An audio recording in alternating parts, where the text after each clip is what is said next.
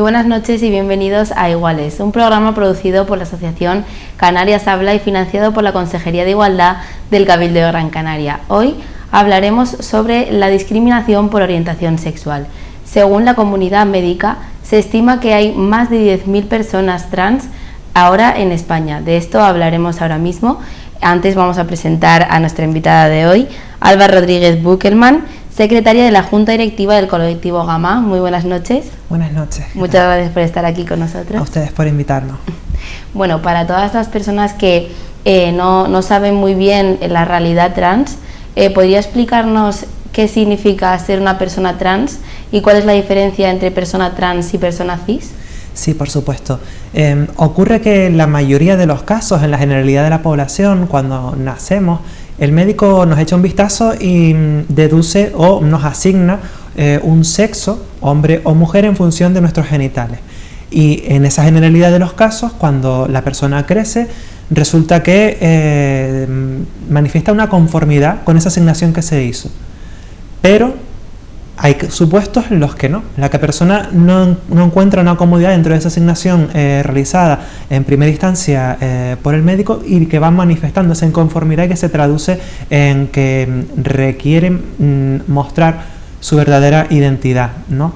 En el primer caso estaríamos hablando de personas cis, la mayoría de la población, y luego estaríamos hablando de personas trans. ¿Vale? Cuando hablamos de personas trans como un término paraguas que incluye todas las realidades, desde las personas binarias, las personas no binarias, las que no se identifican ni como hombres ni como mujeres, o como se identifican con varias realidades a la vez. Así que no sé si así queda respondida la pregunta. Sí, ha quedado perfectamente claro. ¿Y usted en qué momento se identificó como persona trans? Bueno, creo que hay que diferenciar en este punto cuando te identificas, en mi caso, como mujer, que creo que eso ha sido de toda la vida, y otro supuesto ha sido en el que te visibilizas y das el paso a identificarte como persona trans y tienes el valor para dar el paso y mostrarte a la sociedad tal y como eres, en lugar de reprimir tu identidad. Hay gente que lo puede hacer de muy temprana edad por entornos favorables, por su personalidad, y estamos luchando para que eso sea así, para que cualquiera pueda mostrar quién es desde lo antes posible mejor, para que no viva frustraciones en su vida. En mi caso personal fue a partir de los 24 años cuando tuve los arrestos para empezar a ser quien verdaderamente soy. ¿Y cómo fue ese proceso de transición? Bueno, el tránsito, como sabes, puede ser tanto físico como no físico, ¿no? No se debería requerir a nadie que pase por tratamientos médicos para ello, pero sí que aquí contamos con la unidad de género que atiende a personas trans y que guían un proceso también en cuanto a la asistencia sanitaria requerida, y que puede llevar a un proceso de hormonación y a un proceso más adelante, si la persona lo requiere y puede, pues de operaciones. Pero en cualquier caso, esto no es lo que determina la validez de la persona, ni mucho menos. Nadie debe verse forzado a pasar por esa situación, y eso es lo que defendemos en cualquier caso. Y actualmente la legislación obliga de alguna manera implícita a realizar estos cambios físicos, a someterse a estos tratamientos médicos cuando requiere 2 años de terapia hormonal para poder proceder al cambio en el DNI o cirugía. Lo cual limita mucho la vida de la persona cuando quiere insertarse en el mercado laboral y demás, aparte de que estos tratamientos médicos en algunos casos no tienen efectos secundarios que sean notorios, pero en otros casos las personas pueden pasarlo mal a nivel psicológico y a nivel físico, y con lo cual dejan el tratamiento. Entonces, ¿cuáles fueron sus apoyos durante ese proceso? Pues mira, tuve la suerte de que mi familia y mis amigos han estado ahí. Quizás ha habido personas que les ha costado más entender la realidad y que el miedo influye, ¿no? Porque la sociedad siempre marca las pautas que debemos seguir, y eso se traduce en que nuestras familias tengan miedo. Y sobre todo colectivos como Gamma, en los que te puedes apoyar para entender mejor qué es lo que está pasando y tejer redes de apoyo entre iguales. Hablabas de obstáculos. ¿Qué tipo de obstáculos te encuentras cuando hablabas del tratamiento que te obligan a tener para poder cambiar tu identidad, tu DNI?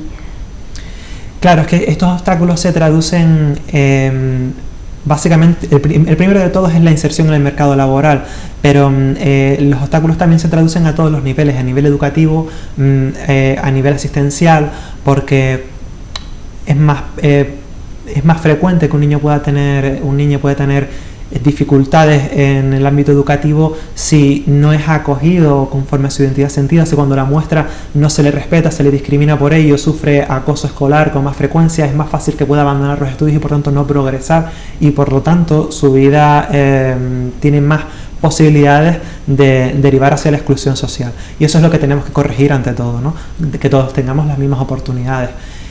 Y obstáculos hay de todas clases, porque cuando vas a un médico con el miedo a cómo te van a tratar, cuando te enfrentas a simplemente una situación administrativa con este tipo de temor, cuando vas a ir a una entrevista de trabajo y vas pensando ya en lo usual, que es que te miren de arriba abajo y puede ser que te echen atrás simplemente con oír tu tono de voz por la llamada, a pesar de que el currículum sea el idóneo, pues son los obstáculos que diariamente nos encontramos y contra los que tenemos que luchar, porque relegan a las situaciones de exclusión social que no podemos permitir. ¿En algún momento de tu vida has sufrido discriminación o has sido testigo de alguna persona que ha sufrido discriminación por este tema? Sí, por supuesto. Cuando inicias un tránsito que tenga términos físicos, sea palpable físicamente, como es mi caso, la visibilización es inevitable, y eso se traduce en que, sobre todo cuando no contamos con lo que en la comunidad trans se conoce como el passing, no sé si has oído hablar de ello. No, la verdad. No, el passing es el concepto que se utiliza para hablar de cuando una persona trans aparenta no serlo por su apariencia física, ¿vale? Que es lo que conlleva a que la sociedad no produzca discriminaciones contra esa persona.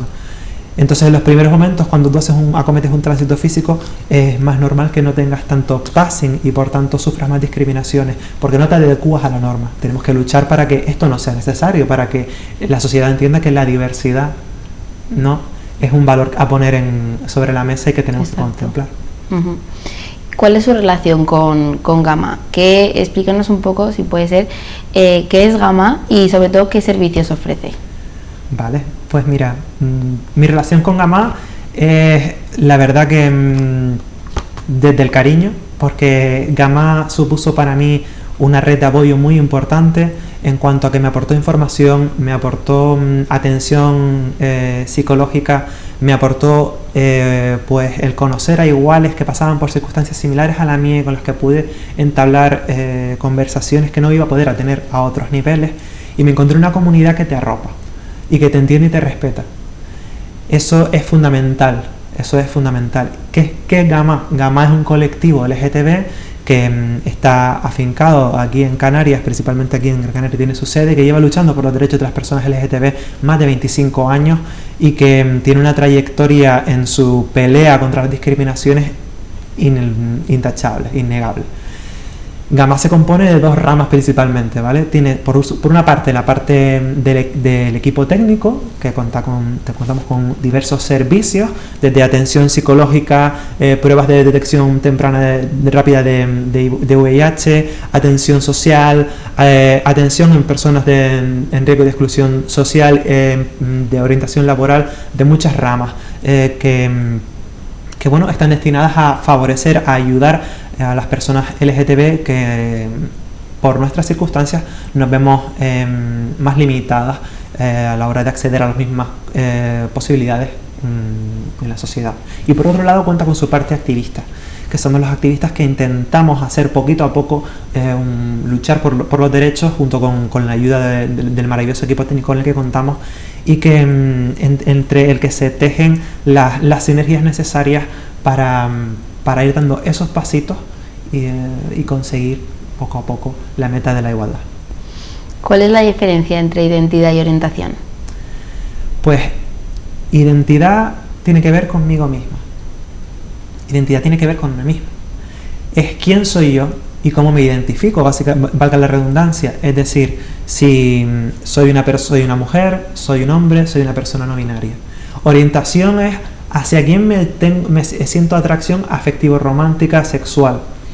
Es decir, soy heterosexual, soy bisexual, soy homosexual, y todo dentro del paraguas bi también, en todas las orientaciones monosexistas y no monosexistas.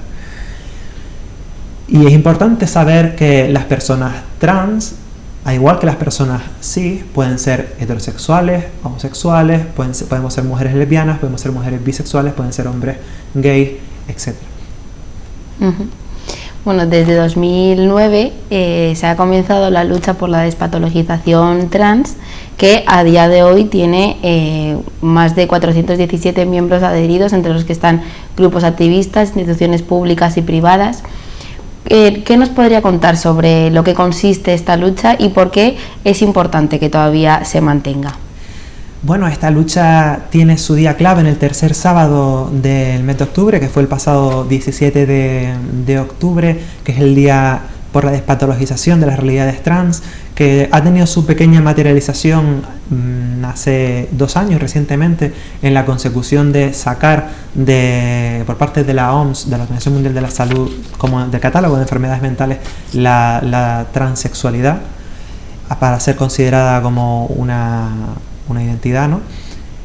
Y esa es la lucha principal, el conseguir entender primero que las realidades trans no implican estar padeciendo una enfermedad, sino un acontecimiento que puede requerir un acompañamiento médico en determinadas circunstancias, como puede ser el embarazo, pero que no tiene que tener la consideración de enfermedad, lo cual marginaliza y pone el foco sobre que nuestros cuerpos están mal y hay que adecuarlos a lo que requiere la sociedad. Y esta es la lucha principal que tenemos que tenemos en mente, y que se acompaña principalmente de un derecho fundamental reconocido en la Constitución, en el artículo 10, que señala el derecho al libre desarrollo de la personalidad, y en los principios de Yogyakarta, que es un acuerdo internacional que entre ellos destaca el derecho a la libre autodeterminación de la persona, para poder señalar, para poder identificarse, para poder vivirse de una manera digna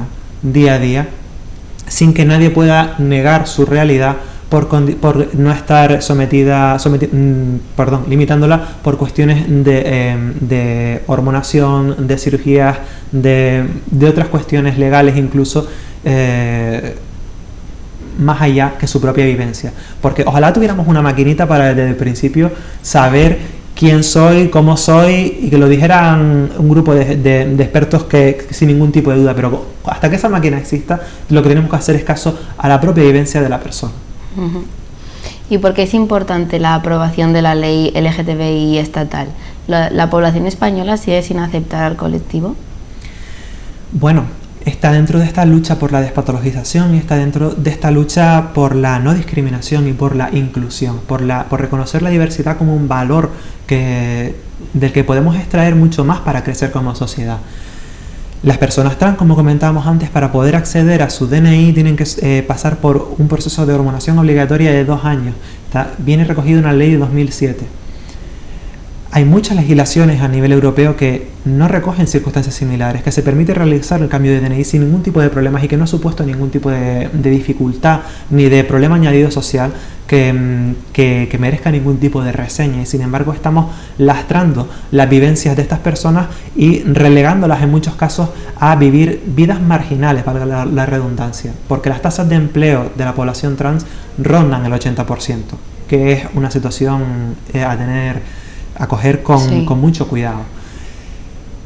Por supuesto que la ley LGTBI es muy importante, porque los derechos de las personas LGTBI tienen que defenderse y tienen que tener medios legales para poder defenderse, porque el reconocimiento de la igualdad a nivel jurídico, únicamente a nivel de la Carta Magna, no da herramientas suficientes para proceder a acogerse a una a una protección de la propia administración pública y de los órganos del Estado que deben amparar a su ciudadanía. Nada. A día de hoy, en el sector laboral, ¿sigue siendo un obstáculo, un problema para el que contrata ser persona trans? Por supuesto, es un obstáculo por las cifras que tenemos, quiero decir, es un obstáculo por las cifras que tenemos y por lo que te comentaba desde el principio, desde el momento en el que a mí por las circunstancias de ser una persona trans, voy a tener mayor posibilidad de abandono escolar, de abandono a niveles académicos cada vez más tempranos. Y luego, cuando se me va a cuestionar mi capacidad, por lo que va a pensar el público general, con lo cual se me limita la oferta al empleo de cara al público, lo cual aquí en Canarias es fundamental, que vivimos principalmente de actividades turísticas y del sector servicio. Pues evidentemente existe una barrera que tenemos que superar, pero esa barrera está únicamente en la mente de las personas.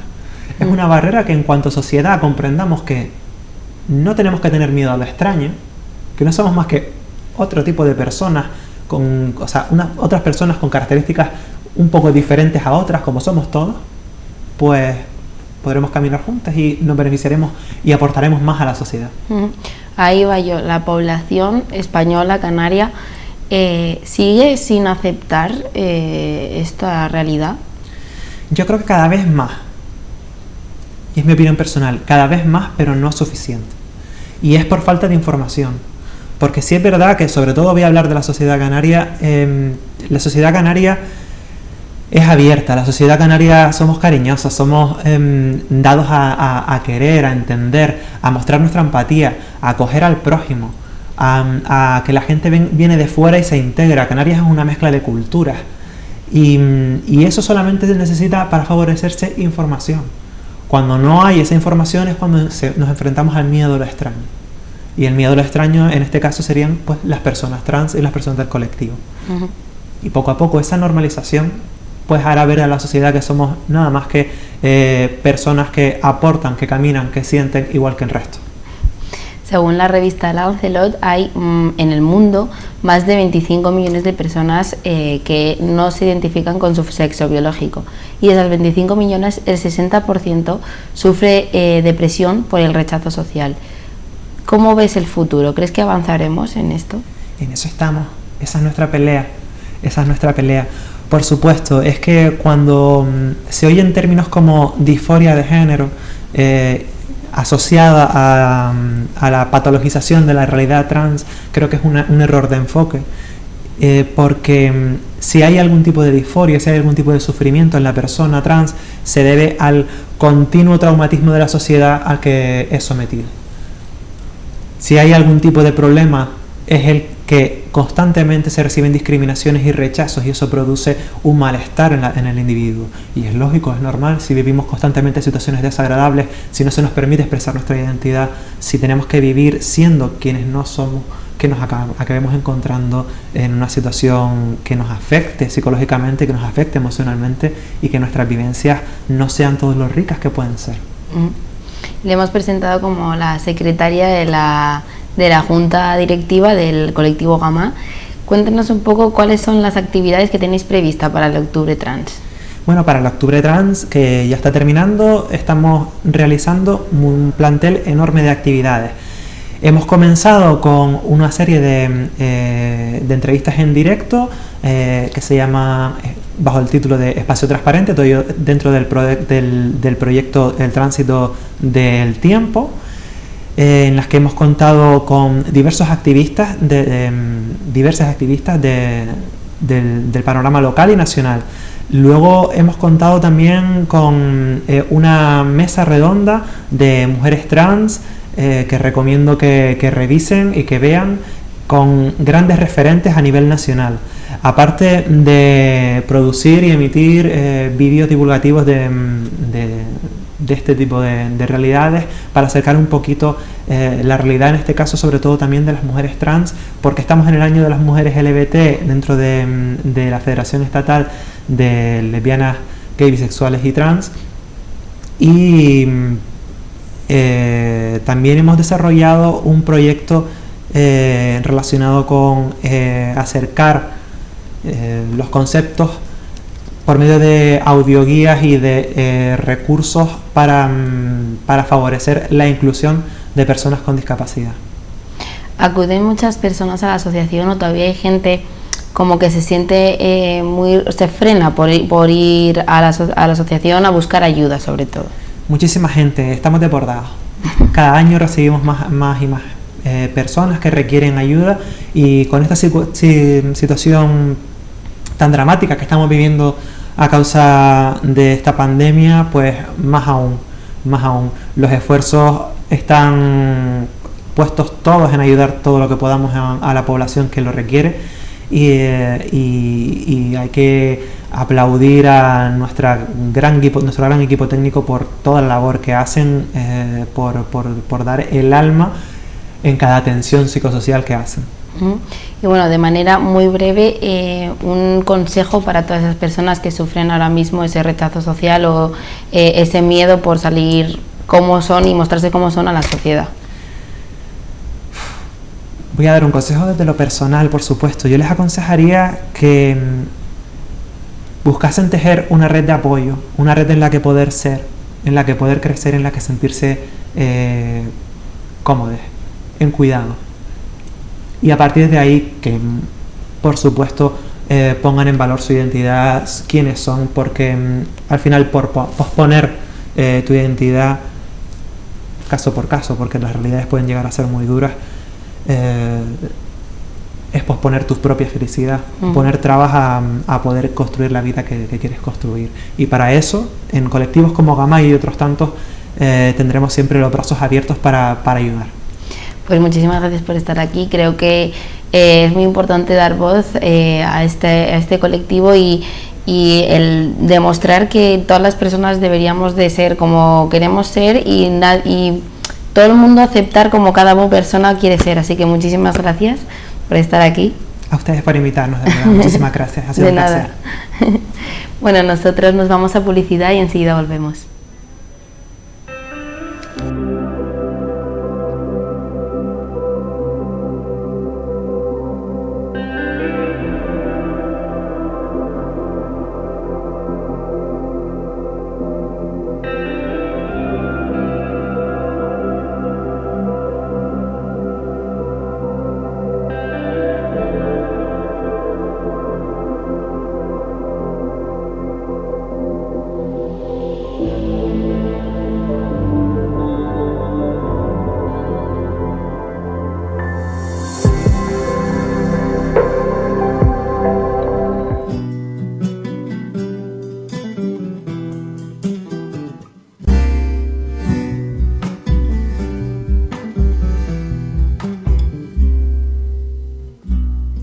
soy reina ni princesa, ni un príncipe azul espero.